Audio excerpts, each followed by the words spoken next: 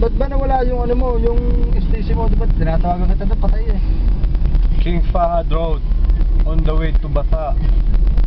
Relax, relax. Dami ng problema sa buhay. Kailangan medyo ma-relax ang isip. Mobile ka na ngayon. Puro problema. Problema. Nagmamahal. Daming minamahal. Yan po ang King Fahad Road. Hindi naman kasama. One of the way po papuntang Bata kasi kaya ko po sinabing one of the way kasi marami pong pwedeng daanan papunta doon sa Bata.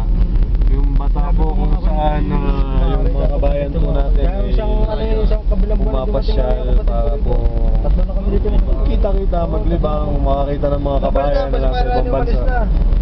Kaya Parang Ryan. ngayon po nandito na po kami sa noong February pa yun. ano lugar naman to.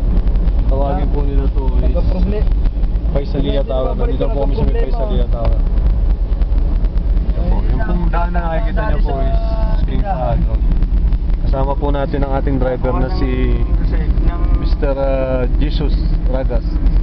At sa likod po at si Mr. Aris. Asan ka Aris? Number 1 service crew. Hindi na po siya driver, service crew na lang po. Siya po. Tita. Oo, namutang ka.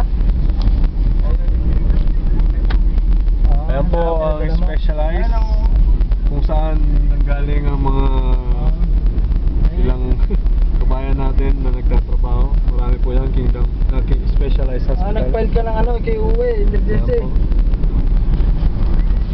Ayan po, nasa ring road na po tayo. Ayan. Nakikita nyo po sa taas ay Corais Road. Yan po ang tinatawag na Corais Road. Yung nasa taas po ito na yan. Nasa ilalim po na tayo. Tayo po ngayon Pinautan ka naman. sa King Fahad. Ayan po. Sa banda po ron, nakikita nyo po ay may nagsasalita pero Wala. oo lang, oo.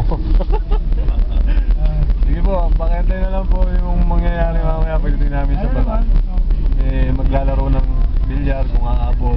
Sunod na Sana bukas pa ang Jollibee, inshallah. Malakas Para makakain po kami. Salamat. Pakintay na lang po.